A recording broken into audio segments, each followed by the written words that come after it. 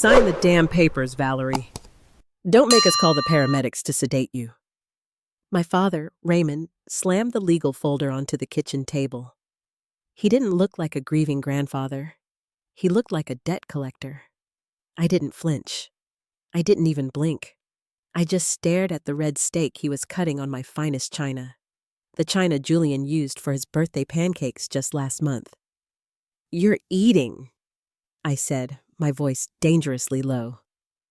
"My son has been in the ground for 4 hours, and you're sitting in his chair, eating a medium-rare ribeye in my kitchen." "Someone has to stay nourished, Val," my sister Sienna chimed in. She was leaning against the counter, scrolling through her phone. She was wearing a black silk dress that cost more than Julian's casket. "Grief is exhausting. Besides, we need you sharp for the transition." "The transition?" I stood up so fast my chair screeched against the hardwood. "You mean the heist? You want me to sign a voluntary conservatorship, giving you and Dad control over Julian's $1.8 million trust and my firm, while his scent is still on the pillows in the next room?" "It's not a heist, you ungrateful brat," Raymond barked, pointing his steak knife at me. "You're unstable. You buried that boy today without shedding a single tear. You stood there like a stone statue. That's not normal. That's a psychotic break." "I didn't cry because I had to be the one to hold the shovel, Raymond," I screamed, the rage finally snapping the leash. "I didn't cry because I was too busy looking at the empty seats where my family was supposed to be. Where were you at 10 a.m.? Beatrice, my mother, finally looked up from her wine glass, her eyes glistening with rehearsed tears. We were overwhelmed, Valerie. We couldn't bear to see him like that, so we went to look at that property in Bellevue to find a place for us to start over. As a family." "A family?" I laughed, a jagged, mocking sound. "You went to tour a 6-bedroom mansion while I was lowering a 10-year-old into the dirt. I saw the Zillow link you accidentally sent me, Beatrice. $1.75 million. What a coincidence. Almost exactly the price of my son's life." "Valerie, honey, you're spiraling," Sienna said, not looking up from her screen. "I just posted a tribute to Julian on Instagram. The comments are brutal. People are asking why the mother looks so cold. If you don't sign these papers, we'll have to tell the truth, that you've lost your mind and you're a danger to yourself. We have the screenshots of your manic emails." I walked over to Sienna, grabbed the phone out of her hand, and smashed it against the granite counter. "Hey, that's a flagship model," she shrieked. "And that was my son's life," I roared, leaning into her face. "You want to talk about manic? You want to talk about unstable? You haven't seen anything yet. You've been leeching off my bank account for a decade. You, Raymond, with your early retirement that I funded. You, Beatrice, with your designer bags paid for by my overtime. The bank is closed. The vault is locked." Raymond stood up, his face purple with fury. "You sign those papers by noon tomorrow, or I call the police and the psychiatric evaluation team. We have the neighbor's statement saying they heard you screaming at night. We'll have you committed, Valerie. We'll take the money anyway, and you'll be doing it from a padded cell." I stepped back, a cold, predatory smile spreading across my face. The sadness was gone, replaced by a crystalline, burning hatred. "Noon?" I whispered.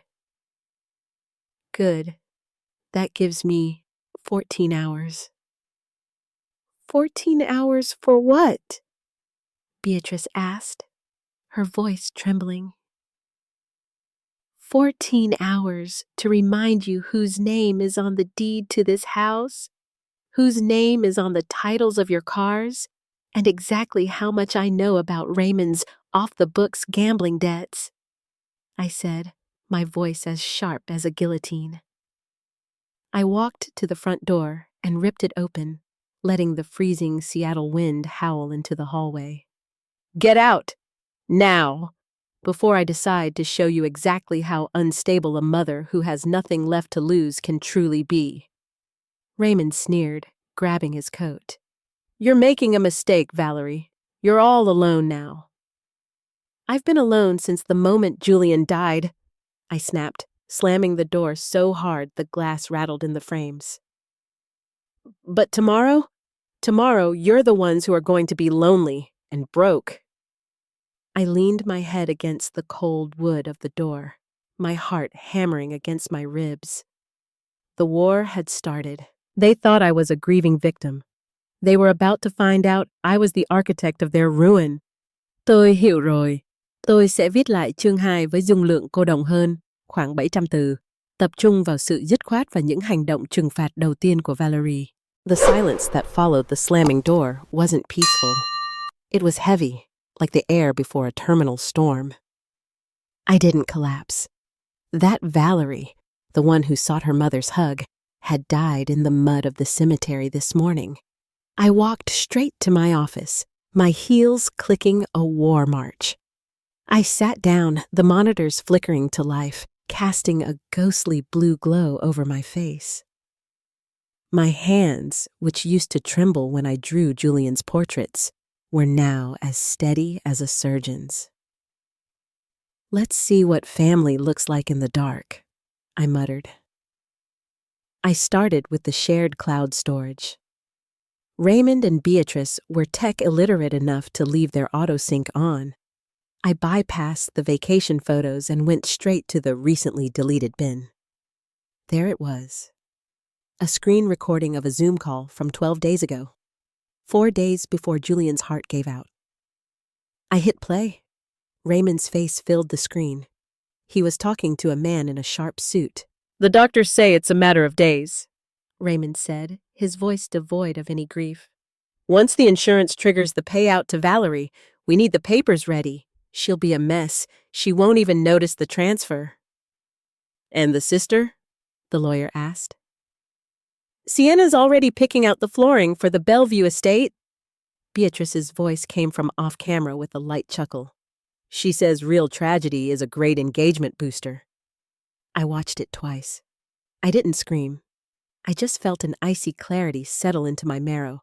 They hadn't just been waiting for him to die, they had been budgeting for it. "My turn," I whispered.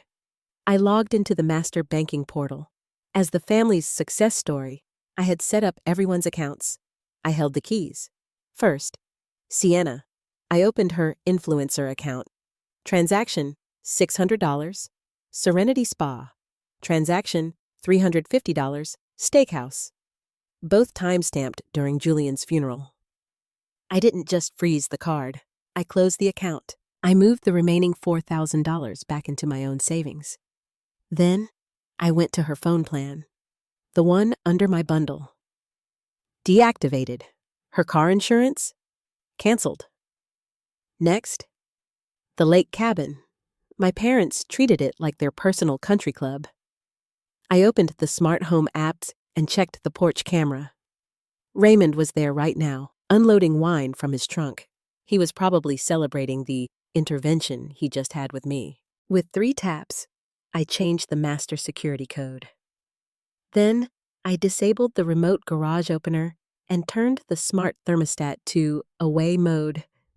In a Seattle winter, that house would be a freezer by dawn. My phone buzzed. A text from Marcus, my lawyer. "Valerie, I just got a courtesy email from your father's attorney. They're filing the emergency petition at 8 a.m. They're claiming you threatened them with a knife tonight. They're going for the throat." I typed back, "Let them file. I have the Nest footage of them eating steak in my kitchen. No knife, just 3 vultures. Did you find the debt records?" Marcus called immediately. "Valerie, be careful. But to answer your question, yes. Your father didn't retire. He was forced out for embezzling to cover gambling losses. He owes a group in North Seattle nearly $500,000. These aren't bankers, Val. They're the kind of people who break kneecaps. So that's why they need the $1. $8 million immediately," I said, staring at Julian's photo. They're not just greedy. They're desperate. What's the move? We let them lie, Marcus. We let them commit perjury. I want them to walk right into the trap they set for me. I'm sending you the Zoom recording. It's the smoking gun. I hung up. It was 2 a.m. I was now a ghost in my own life. On paper, I was unstable. In reality, I was a hunter. I walked into Julian's room and picked up his favorite stuffed wolf. The anger was a quiet, steady pilot light now. They think they can use you to get to me, I whispered into the dark. They think you're just a payday. I walked back to the kitchen and looked at the scraps Raymond had left. I picked up the plate and smashed it into the trash. The war hadn't just started. I had already won the first move. The sun didn't shine the next morning. It just bled a pale, sickly gray over the Seattle skyline. I hadn't slept. I had spent the dawn watching the security feed from the lake cabin. It was morbidly satisfying to see Raymond huddled in silk pajamas on the porch, punching a keypad that no longer recognized him. At 8 a.m., my front door thundered. I took a slow sip of black coffee, smoothed my charcoal suit, and opened it. 2 police officers stood there, flanked by Raymond and Beatrice. My father looked haggard, his face a blotchy mess of cold and rage. "That's her," Raymond barked, pointing a trembling finger. "She's had a psychotic break. She threatened us with a kitchen knife last night. She's gone." Officer Miller, a man with tired eyes, looked at me. "Ma'am, we have a report of a domestic disturbance and a request for an emergency psychiatric evaluation." "Good morning, officer," I said, my voice as calm as a frozen pond. "I've been expecting you. Please, come in." My father has a tendency for theatricality, especially when he's losing his grip on other people's money. "She's delusional," Beatrice wailed into a tissue. "She's locked us out of our own property. We had to sleep in the car because she hacked the security system." I stepped aside, inviting them into the foyer. "Officer Miller, if I were dangerous, would I have spent the last 3 hours preparing a digital file for you? And as for the cabin, that property is in my name alone. I simply revoked the access of guests who were no longer welcome." "She had a knife!" Raymond screamed, stepping into my personal space. "She lunged at us. Sienna had to run for her life." "Where is Sienna, anyway?" I asked, tilting my head. "Oh, that's right. She's at the dealership trying to put a down payment on a Porsche with a credit card I just canceled." Raymond lunged toward me, his face inches from mine. "You bitch! Sign those papers or I'll make sure you never see the light of day." "Officer," I said, not moving an inch, "I believe you just witnessed an assault. And as for the knife?" I picked up a remote and clicked it. The living room TV flickered to life. The video played instantly. It was the Nest footage from the night before. There was Raymond, casually cutting his steak. There was Beatrice, sipping wine. There was me, standing by the door, empty-handed. The audio was crystal clear. "You sign those papers, or we tell the police you're a danger. We'll have you committed." The room went silent. Raymond's face went from purple to a sickly white. "I don't see a knife, Mr. Sterling," Officer Miller said, his tone turning ice cold. "What I see is a coordinated attempt at extortion and filing a false police report." "It's edited," Beatrice stammered. "She manipulated the footage." "It's a live cloud feed, Beatrice," I said, crossing my arms. "But while the officers are here, let's talk about why you're so desperate. Officer, would you be interested in Mr. Sterling's illegal gambling debts or the embezzlement charges his former firm is preparing?" Raymond looked like he was having a heart attack. He turned to flee, but Miller's hand was on his shoulder. Nobody's going anywhere, Miller said. Ma'am, do you wish to press charges?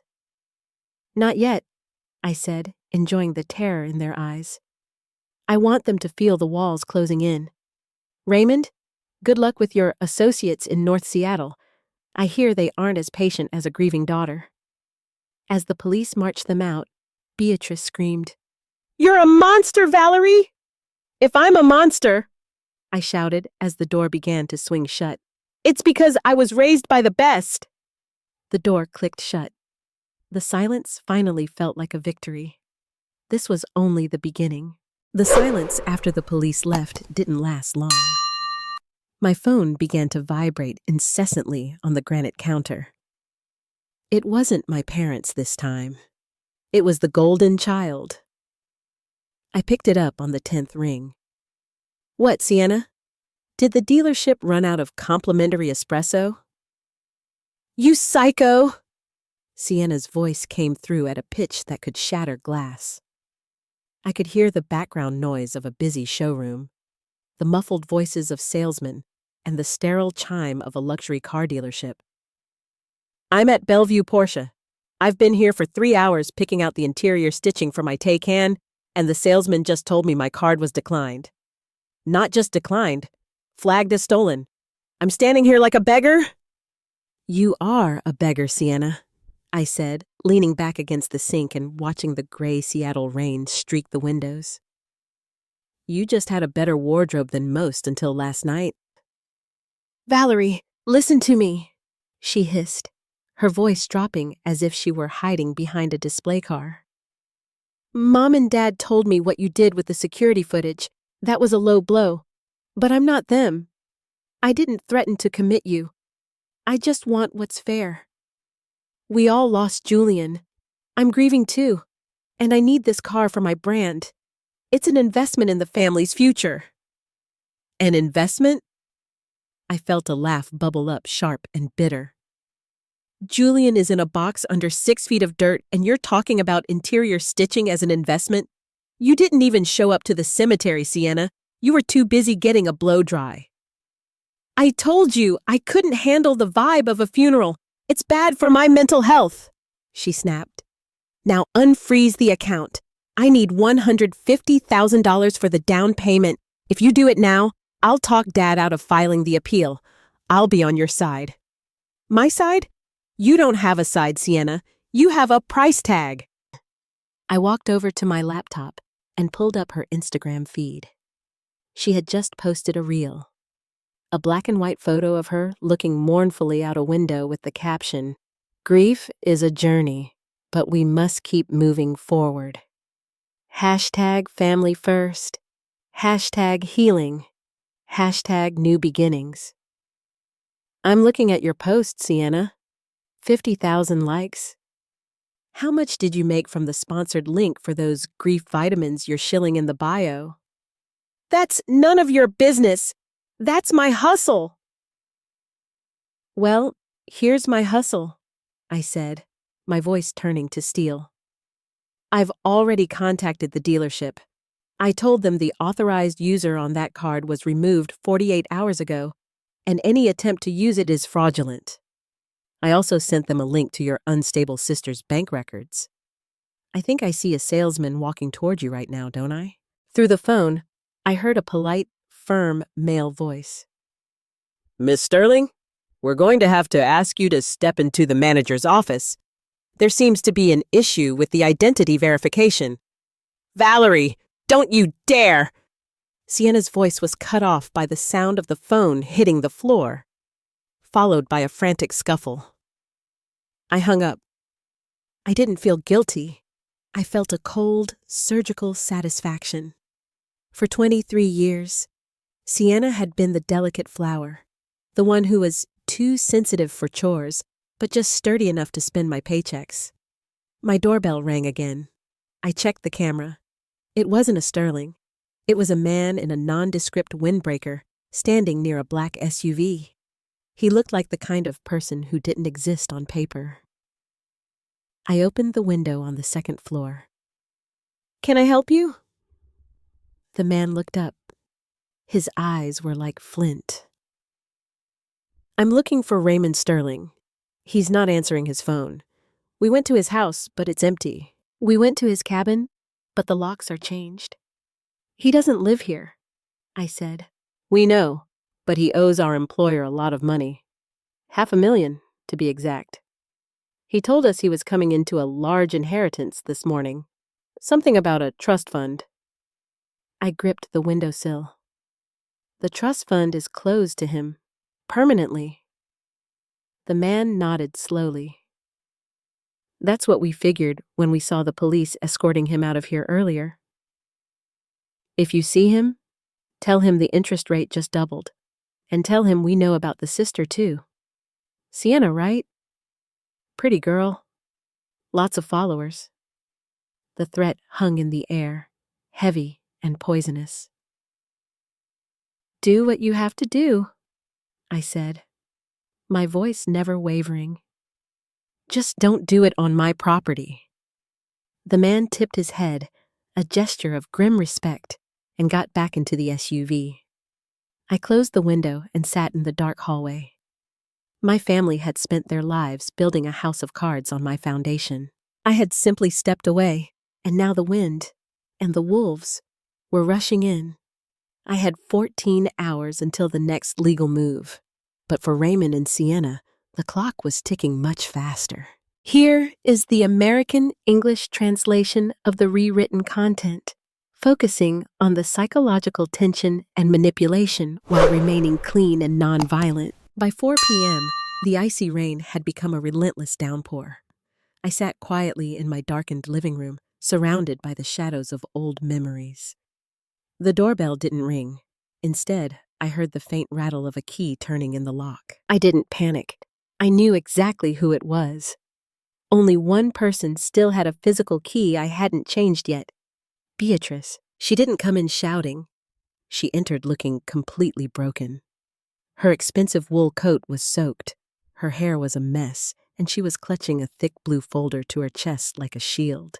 She played the part of a grieving mother perfectly. Valerie, she whispered, her voice trembling. Please, just listen. We don't have much time. I stayed in the shadows of my armchair. You're trespassing, Beatrice. The police were very clear about the boundaries. The police don't understand, she cried, stumbling toward the coffee table. She dropped the blue folder onto the wood. Raymond is in trouble. He's terrified. Debt collectors are following us, Valerie. Is this what you want? To watch your own family be destroyed? Raymond lost himself years ago, I said coldly. He's just an empty shell now. Beatrice fell to her knees by my chair, her cold, damp hands reaching for mine. I pulled away. Valerie, honey, look at this. This isn't about the money anymore. We spoke to a specialist today, a psychiatrist. He agrees that you're showing signs of a severe mental breakdown. The isolation, the hostility, the way you've turned on your own flesh and blood, it's a textbook case. She opened the folder. Inside were typed affidavits from neighbors I barely knew, claiming I'd been heard screaming at night. There were printouts of emails I had never sent, perfectly forged messages from my account to Sienna, filled with threats. This is the savior gaslight, Beatrice, I said, a dark smile playing on my lips. It's a classic move. You try to convince the world I'm unstable so you can save me by taking my keys, my money, and my freedom. You don't see yourselves as thieves. You see yourselves as martyrs rescuing a broken woman from her own wealth. We love you, she wailed, the tears finally flowing, thick, heavy, and utterly fake. We're doing this because we love you. If you sign this voluntary conservatorship, the specialist will testify that you're seeking help. The police will drop the charges against Raymond. We can move into the Bellevue house together. We can protect you from your financial troubles. We can be a family again. Julian's memory is the only thing keeping me from burning this house down with you inside it.